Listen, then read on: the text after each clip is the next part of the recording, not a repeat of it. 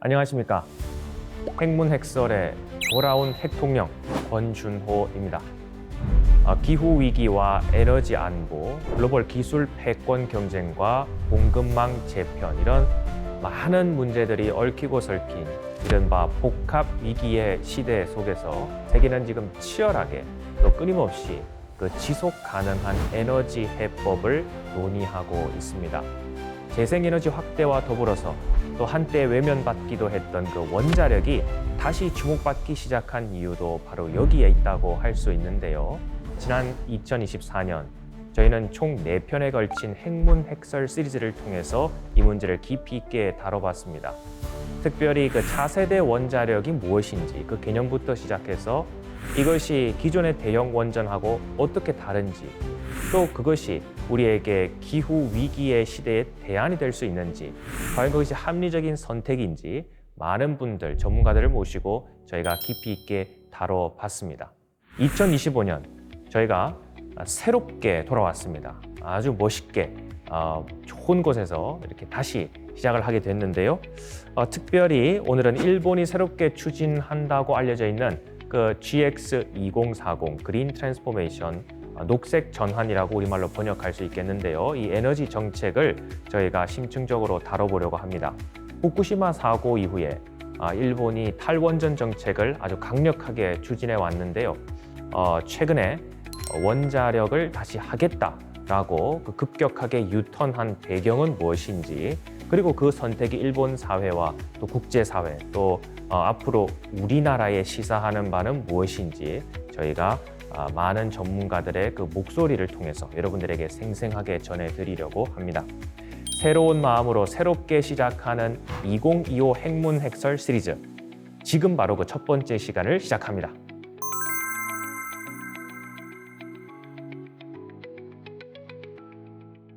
자, 이번 시간에는 그 일본 정부가 최근에 추진하고 있다는 그린 트랜스포메이션 정책, 녹색 전환 정책이죠. 우리말로 줄여서 GX2040이라는 그 이름을 가진 에너지 정책을 조사하기 위해서 저희가 일본 에너지 정책의 핵심이라고 할 수 있는 도쿄 대학교의 전문가들을 찾아뵙고 직접 인터뷰를 진행했습니다. 이 인터뷰를 위해서 이 핵통령이 올해의 첫 해외 순방으로 일본 도쿄를 다녀왔는데요. 참 올해는 또 한일 국교 정상화 60주년 아니겠습니까? 그래서 아주 역사적으로 의미 있는 행보라고 할 수 있겠는데요. 오늘 저의 그 첫 해외 순방에 동행하신 분을 모시고 함께 그 현장의 이야기를 좀 나눠볼까 합니다. 아주 어렵게 모셨습니다. 카이스트 과학기술정책대학원에서 교수를 맡고 계시고요. 또 이번 일본 에너지 정책 조사를 위해서 저와 함께 일본 도쿄를 다녀오신 우석균 교수 여러분께 소개합니다. 교수님 어서 오십시오. 안녕하십니까. 예.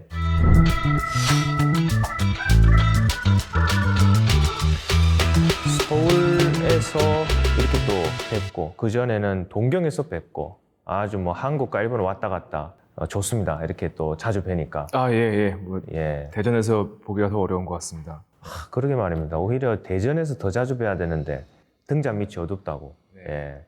그 사실 저희 우 교수님은 이제 과학기술 정책 분야의 라이징 스타세요. 그래서 아주 뭐 어제까지도 좀 큰 그 국제 행사가 있으셨다 그래가지고 저희가 모시기 어려운데 이렇게 귀한 발걸음을 해 주셨습니다. 교수님 그동안에 저희의 그 역사적인 일본 해외 순방 이후에 어떻게 지내셨습니까? 일단 너무 감사합니다. 좀 사실 제가 거의 뭐 연구하는 건 사실 원자력 정책 빼고는 다 연구하는 것 같고요. 그래서 예. 오늘 이 자리가 어떻게 될지, 그래도 최대한 객관적으로 3자 입장에서 말씀드리겠습니다. 원자력 정책 빼고 다 하시는 우리 우석균 교수님. 근데 사실은 저희가 그래서 오늘 우 교수님을 모신 겁니다. 그렇기 때문에 아주 객관적으로 균형 잡힌 시각에서 가감 없이 날카롭게 냉철하게 짚어주실 분을 저희가 오늘 이렇게 어렵게 모셨습니다. 핵문핵설 프로그램이 이렇게 균형 잡힌 프로그램입니다, 여러분. 그래서 첫 게스트도 우석균 교수님을 저희가 이렇게 모셨어요. 그러면요, 오 교수님, 먼저 그 GX2040이라고 하는 그 정책이 뭔지에 대해서 좀 먼저 짚어보도록 하겠습니다. 그게 도대체 어떤 정책적 구상이고 또 더 나아가서 일본이 이 정책을 통해서 무엇을 궁극적으로 이루려고 하는가, 그걸 좀 설명해 주시면 감사하겠습니다. 네, GS2040은 이제 그린 트랜스포메이션 2040, 즉 2040년까지 녹색 전환을 목표로 한 일본 정부의 종합 에너지 전략입니다. 특히 주목한 점은 후쿠시마 사고 이후에 중단됐던 원자력 발전을 다시 이제 활용하겠다, 이런 부분을 명확히 했다는 것인데요. 탈탄소 사회로 가는 과정에서 이제 재생 에너지로만은 좀 안정적이게 전력 공급에는 이제 한계가 있다. 보니 이제 원자력을 다시 에너지 믹스에 포함하겠다, 이런 취지인 걸로 알고 있습니다. 그래서 이제 쉽게 말해 기후 위기 대응과 에너지 안보를 위해 일본 정부가 오랫동안 꺼려왔던 원전을 다시 정책 테이블에 올려놓았다, 이렇게 볼 수 있을 것 같습니다. 그러니까 이게 어떻게 보면 180도 뒤집어진 그런 급격한 정책 변화라고 할 수 있는데, 사실 모두가 알다시피 2011년이었죠. 그 동일본 대지진 때문에 후쿠시마에서 원자력 발전소 사고가 났는데 그 기억 때문에 사실 일본이 최근까지도 아주 강력하게 탈원전 정책을 추진해 왔습니다. 그런데 갑자기 이렇게 또 원자력을 사용하겠다라고 이렇게 천명했는데, 굉장히 이거는 어떻게 보면은 뭐 급진적이라고 할까요? 굉장히 이렇게 급격한 변화인데, 그 특별한 계기나 이유가 있습니까? 맞습니다. 현지에서도 꽤 아주 파격적인 유턴으로 이제 받아들여진 것 같습니다. 그래서 제가 인터뷰한 전문가들의 이야기를 좀 들어보면은 크게 두 가지를 볼 수가 있는데요. 첫 번째는 이제 지리적, 환경적 한계입니다. 저 도쿄대의 이제 사이토 타쿠미 교수는 이제 일본이 자원이 부족하고 이제 지질학적 위험이 커서 에너지 자립을 위해서는 이제 어쩔 수 없이 첨단 원자력 기술의 도움이 필요하다, 이렇게 이제 지적을 하셨고요. 이제 둘째로는 이제 재생에너지의 간헐성을 보완하기 위한 그 이제 원자력이 필요할 수밖에 없다, 이런 부분입니다. 여기서 이제 도쿄대학의 후지 야스마사 교수가 이제 밤이나 흐린 날에도 안정적인 전력 공급하려면 원자력이 필수적이다, 뭐 이렇게 강조를 하셨습니다. 자연스럽게 이제 도쿄대학교의 그 전문가들의 인터뷰를 이렇게 언급을 해주셨는데, 아까 잠깐만요. 간헐성이라고 하면은 이 재생에너지의 경우에, 그러니까 뭐 풍력이나 태양광이나 이런 것들은 날씨에 따라서 그 전력 공급이 들쭉날쭉하는, 그렇죠. 그런 네. 문제, 간헐성. 네. 예, 간헐성, 간헐적 단식할 때만 들어봐가지고 네. 간헐성, 예, 좋습니다. 또 우리 또 미래의 꿈나무들이 이 영상을 또 보고 있거든요. 네, 그래서 네, 네. 제가 한번 짚어봤습니다. 정리를 해보면은 일본도 에너지 자립을 위해서, 또 한편으로는 그 재생에너지의 간헐성 문제, 그 한계점을 좀 보완하기 위해서 원자력을 써야 되겠다라고 네. 하는 그런 네. 목소리를 인터뷰에서 듣고 오셨습니다. 근데 아까 이제 도쿄대학교의 교수님들을 언급을 해주셨잖아요. 예, 예. 특별히 도쿄대학교에 우리가 간 특별한 이유가 있는지, 네. 그거 좀 짚어주시면 감사하겠습니다. 뭐 어떻게 보면 당연히 이제 일본 원자력 연구와 정책 논의에서 핵심 거점이죠. 예. 도쿄대학교가 당연히 일본 최고의 이제 연구 대학이고, 또 글로벌 공동 연구 네트워크도 강하고, 또 전통적으로 이제 원자력 기술 분야에 강점이 있는 학교로 잘 알려져 있기 때문에 여기를 이제 방문하게 되었습니다. 그래서 특히 이제 대학의 이제 전문가들 두 교수님들을 모시고 인터뷰를 해서 GX2040 정책 배경과 또 함께 쟁점을 잘 이제 들을 수 있었습니다. 예, 감사합니다. 일본의 원자력 정책의 본사는 도쿄대학교. 대한민국의 원자력 정책의 핵심은 어디죠? 카이스트라고 생각합니다. 예. 네. 저는 아직 원자력 정책을 하지 않습니다. 그래도 그 옆 사람이 중요한 거거든요. 네. 같이 하는. 예. 자, 그러면은, 그러니까 아까 본론으로 돌아가면은 일본도 그러니까 필요하니까 어쩔 수 없이 우리가 현실적인 판단으로 원자력을 써야 되겠다라고 네. 하는 그런 맥락에서 이제 원자력 확대를 포함한 이른바 GX2040 그 그린 트랜스포메이션 정책을 지금 추진을 하겠다는 건데, 네. 구체적인 쟁점들을 하나씩 좀 살펴보면서 깊이 좀 다뤄볼까 합니다. 우리 이 프로그램 그 자체가 차세대 원자력 아닙니까? 네. 그러니까 기존의 우리가 대형 원전하고는 좀 다른 개념의 새로운 형태의 원자력을 다루는 건데, 이 일본이 원전을 다시 쓰기로 하면서 그런 얘기도 있었을 것 같아요. 그러니까 기존처럼 대형 원전을 많이 지어서 원자력을 할 것이냐, 아니면은 요즘에 많이 개발하고 또 그만큼 많이 회자되고 있는 SMR 들어보셨죠? 그러니까 소형 네. 모듈형 원전 이런 차세대 원자력을 우리가 선택할 것이냐 이런 고민들도 좀 있을 것 같아요. 이 부분에 대해서도 혹시 인터뷰에서 나온 게 있습니까? 네, 사실 좀 흥미로운 부분이었습니다. 이제 여기서 두 분 다 이제 일본에서는 기존의 대형 원전이 더 현실적이다. 이런 점에서 이제 같은 의견을 주셨는데요. 근데 그 이유는 좀 달랐습니다. 그래서 먼저 사이토 교수는 이제 일본의 지질학적 특성을 좀 강조했는데요. 일본은 이제 지진 위험이 이제 아시다시피 이제 있는 곳이기 때문에 작은 원전을 여러 군데 짓는 것보다는 차라리 이제 안전 관리에 집중할 수 있는 그런 몇몇 대형 원전을 운영하는 것이 더 낫다. 뭐 이렇게 말씀하셨고요. 또 특히 이제 일본은 아시다시피 이제 화산과 지진이 많아서 SRM의 안정성을 이제 100% 확신하기는 어렵고 또 전력망이나 이제 그리드가 잘 된 나라이기 때문에 또 상대적으로 작은 나라이기 때문에 굳이 소형 원자로를 설치할 필요는 없다. 이점이 크진 않다. 이렇게 이제 이야기를 했습니다. In Japan, where our geological environment, or we are quite, our country is located in the quite tectonically quite active region. So it's totally different from the countries in Europe, such as Sweden or Finland. Those countries, their entire countries, on top of the very homogeneous old rocks, continental rocks. But in Japan, it's different. We have a lot of volcanoes, we have earthquakes. So also we will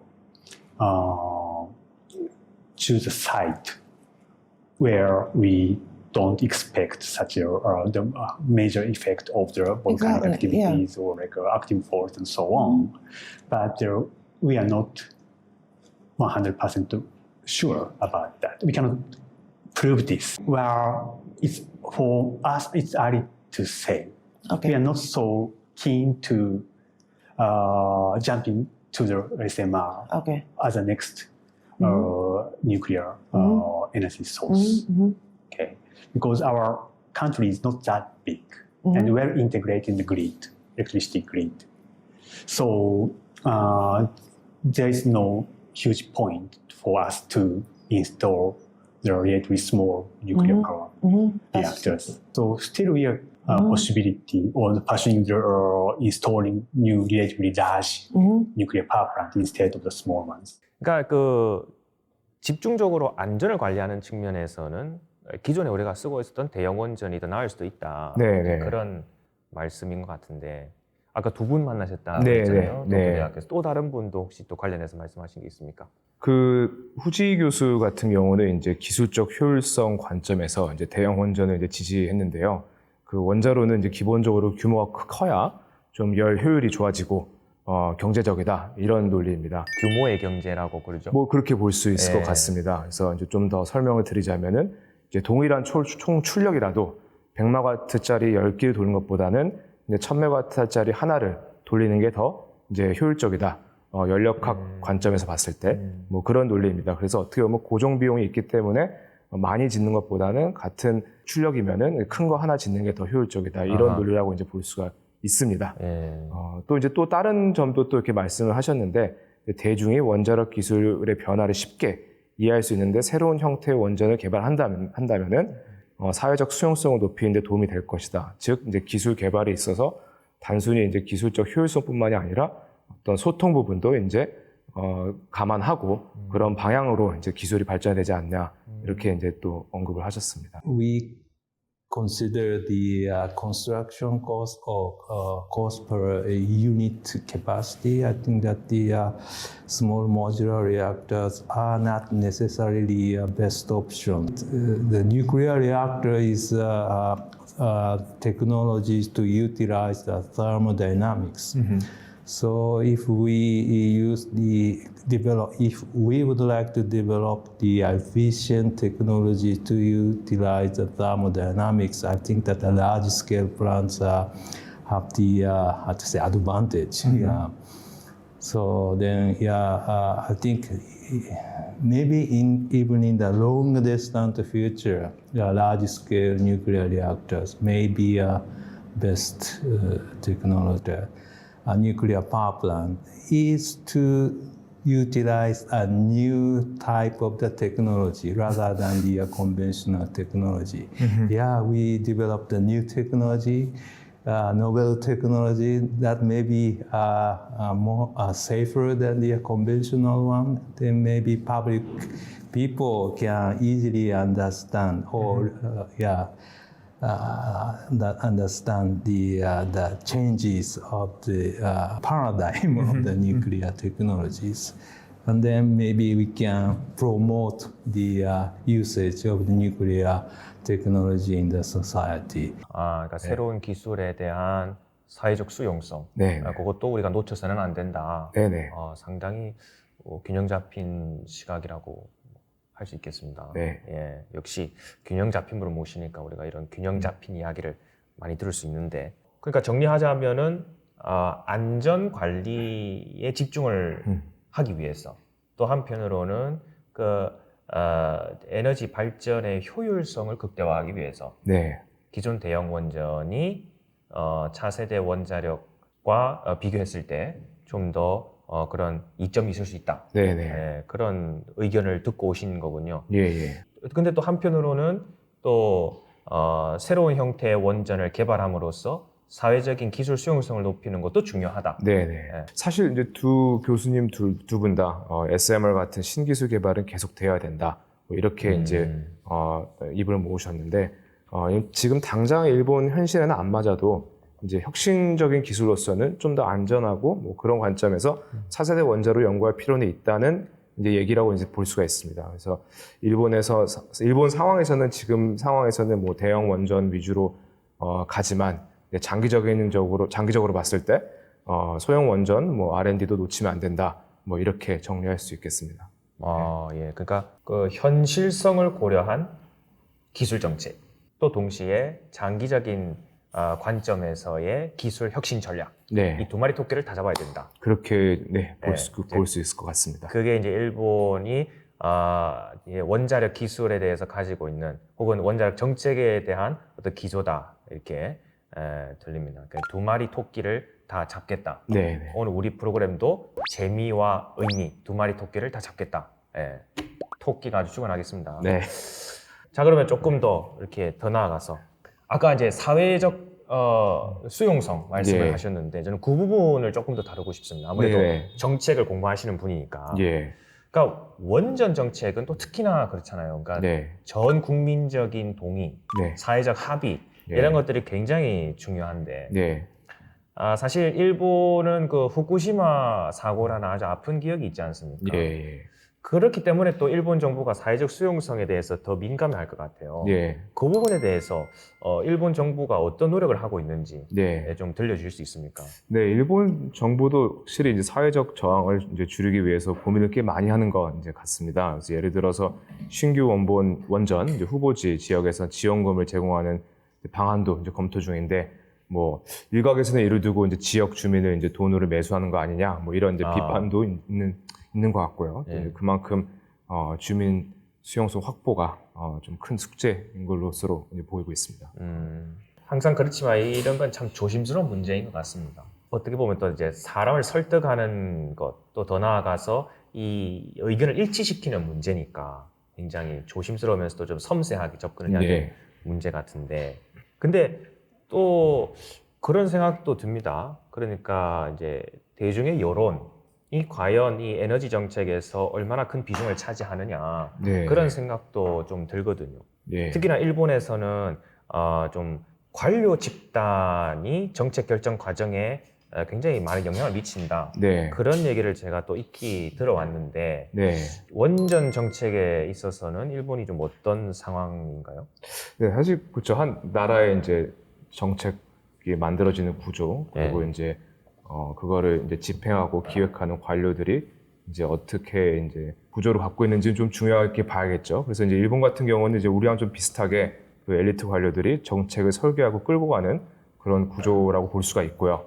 또 이제 이번 원전 정책에서도 이제 경제산업성, 또 이제 미티라고 하는데 비롯한 관련 부처의 기획 역할이 이제 컸다고 이제 볼 수가 있습니다. 그래서 정부 내부에서만 결정이 이루어지면 이제 국민 신뢰가 이제 얻기가 어렵죠. 네. 그렇기 때문에 이제 전문가 검토 과정이나 결정 근거를 공개해서 투명성을 이제 보여주고 이제 하려고 이제 노력하고 있다. 이렇게 합니다. 그러니까 일본의 그 정치 시스템에서는 우리의 그 부에 해당하는 것이 이제 성이죠? 성? 그렇죠. 성이라는 네. 표현을 아직도 쓰고 있죠. 예, 성. 예. 처에 해당하는 그 이제 성 단위에서 네. 예, 그렇게 이제 그 정책을 이끌어가고 있다. 예, 좋습니다. 예, 그러니까 뭐 그렇게 치면은 또 우리나라하고 좀 비슷한 구석이 좀 있습니까? 비슷하다고들 많이 얘기는 하죠. 예, 그러니까 우리도 저 과학기술정보통신부라고 네. 하는 그 내각이고요. 네. 예, 네. 그 이제 부서가 있고. 그렇죠. 그렇죠. 뭐 우리는 이제 지금 이제 바뀌었지만은 이제 뭐 산자부나 뭐 네. 과기부에서 그렇죠. 예. 그렇죠. 그러니까 산업통상자원부. 예. 도 있고, 예. 알겠습니다. 자, 어느 정도 이제 관료 주도라 하더라도 이제 투명성 확보를 위해서 노력을 하고 있다. 그런 말씀을 해주셨는데, 또 그렇지 않습니까? 이 사람의 어떤 신뢰를 얻는다는 게 뭐 이렇게 정보를 다 공개하고 공유한다. 그런 단순한 차원에서 우리가 신뢰를 확보할 수는 없잖아요. 그렇죠. 종합적이고 섬세한 그런 전략이 필요한 것이 또 사회 소통이고 또 신뢰 확보 뭐 이런 건데 국민 신뢰 확보를 위해서 일본 정부가 또 어떤 노력을 하고 계시는지 혹시 또 좀 조사를 하신 게 있습니까? 네, 아주 중요한 지적입니다. 그래서 바로 그 지점에서 이제 후지 교수 의견이 인상이 깊었는데요. 이제 그 말씀하신 게 기존 기술의 연장선상에서 안정성만 외치는 것은 한계가 있다. 이렇게 이제 말했습니다. 그래서 대중이 보기에 명확한 패러다임의 변화, 즉 누가 봐도 이제 안전하고 이해하기 쉬운 새로운 기술을 이제 개발해서 보여주는 것이 실력 회복의 핵심이다. 이런 주장입니다. 단순히 뭐 좋은 기술, 그러니까 뭐 경제적으로 좋은 것, 혹은 뭐 굉장히 멋진 것, 그 좋은 그런 기술을 개발하는 것뿐만이 아니라 사회적 신뢰를 함께 확보해야 된다. 네네. 결국 기술 혁신도 그 사회적 신뢰 확보에 그 돌파구가 있다. 네네. 예, 그렇게 좀 우리가 이야기를 할 수 있을 것 같습니다. 뭐 그만큼 또 우리 원자력 과학기술계가 해야 될 역할이 크다는 거겠죠. 네. 예, 또 우리 원자력을 공부하고 싶은 미래의 꿈나무들이 좀 이렇게 잘 새겨드려야 될 부분인 것 같습니다. 이제 일본의 그 정책 결정 구조 이런 것들을 제가 말씀을 좀 나눠봤는데 작년이었죠. 작년 네. 가을에 한미일 동맹의 또 다른 네. 핵심 미국을 네. 또 저희가 다녀왔습니다. 보스턴의 MIT를 우리가 다녀왔었는데 거기서도 이제 원전 정책과 관련해서 좀 이렇게 교수님께서 인터뷰하시면서 조사도 하시고 이렇게 하셨는데 어떻습니까? 좀 미국하고 비교했을 때 좀 일본에서의 그런 논의가 어떤 차이가 있는지 좀 느끼셨습니까? 좀 몇 가지 이제 뚜렷한 차이가 있었죠. 이제 우선 SMR에 대한 이제 시각인데요. 미국 전문가들은 이제 SMR이 많아지면은 핵물질 관리가 어려워진다. 그래서 어떻게 보면 핵 비확산 그런 문제로서 이제 이거를 이제 바라보는 반면 일본 전문가들은 이제 기술적으로 해결은 가능하다. 좀 낙관적이었습니다.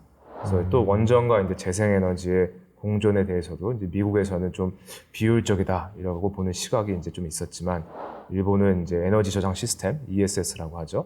를 이제 잘 활용하면은 충분히 가능하다고 이제 하면 좀 더 적극적인 태도를 보였습니다. 네. 또 이렇게 비교를 하면서 들으니까 확실히 좀 차이가 있는 것 같긴 합니다. 그러면은 오늘 또 일본 편이니까 네. 일본에서 이제 조사하신 것을 우리가 좀 밀어보면 이런 일본에서의 원전 논의가 우리에게 시사하는 바는 무엇인지 그게 오늘의 좀 핵심인 것 같거든요. 예. 좀 어떻게 보십니까? 뭐 제가 봤을 때 가장 이제 큰 시사점은 이제 정책을 추진할 때 이제 여러 가지 요인을 고려하라, 다층적인 요인을 고려하라 라는 것을 볼 수가 있겠습니다. 그래서 일본이 지질학적 안전, 이제 사회적 합의, 경제성 등을 함께 검토했듯이 우리도 이제 한 가지만 볼 것이 아니라 종합적으로 접근을 해야 합니다. 이제 또한 일본의 시행착오를 이제 잘 참고해서 무조건 이제 밀어붙이기보다는 지역과의 소통 그리고 이제 투명한 정보 공개가 중요하다. 이런 교훈을 이제 얻을 수 있겠습니다. 한마디로 뭐 종합 예술이네요. 이것도 해야 되고 저것도 해야 되고 네. 기술도 개발해야 되고 사회적 신뢰도 회복해야 되고 네. 네. 2마리 토끼가 아니라 3마리, 4마리 다 잡아야 되겠. 좋습니다.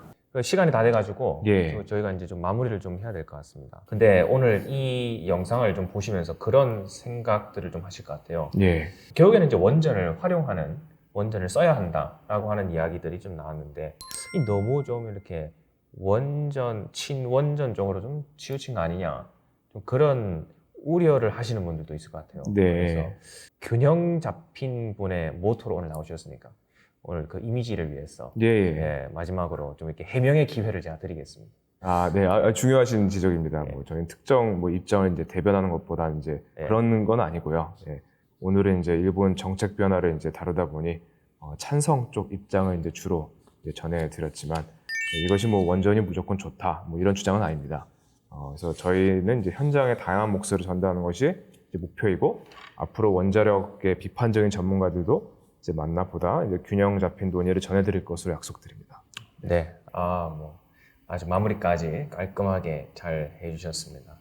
오늘 귀한 말씀 전해주셔서 감사드리고요. 네. 특별히 지금 촬영을 하고 있는데요. 지금 해도 안 떴습니다. 아직 아주 이른 아침인데 오늘 이렇게 귀한 발걸음 해주셔가지고 예, 오늘 우 교수님 너무 감사합니다. 불러주셔서 감사합니다. 예. 네. 대전에서 더 자주 뵙겠습니다. 네, 그러시죠. 예, 네. 감사합니다. 지금까지 카이스트 과학기술정책대학원의 우석균 교수님이셨습니다. 네. 그래서 오늘은요, 그 일본의 GX2040 그린 트랜스포메이션이라고도 하는 그 녹색 전환 에너지 정책을 저희가 좀 깊이 있게 다뤄봤습니다. 특별히 원자력으로의 유턴, 이 핵심 내용이었고, 그래서 그 배경은 무엇이고 우리에게 시사하는 바는 무엇인지 저희가 좀 전문가들의 생생한 목소리를 통해서 여러분과 함께 나눠봤는데요. 그만큼 이 원전 에너지 정책이라고 하는 것이 기술 개발 물론 중요하지만 사회적인 합의도 필요하고 또 경제적인 논리 이런 것도 고려해야 되고 또 특히나 일본 같은 경우에는 지질학적인 위험도 고려해야 하는 굉장히 종합 예술과 같은 그 입체 퍼즐처럼 그런 다각적인 시각을 요하는 그런 문제라고 하는 것을 저희가 좀 느낄 수 있었습니다. 앞으로도 이처럼 저희 핵문핵설은 국내외 에너지 정책 현장을 직접 찾아가서 그 생생한 목소리를 여러분들께 다양한 시각으로 전해드리도록 하겠습니다.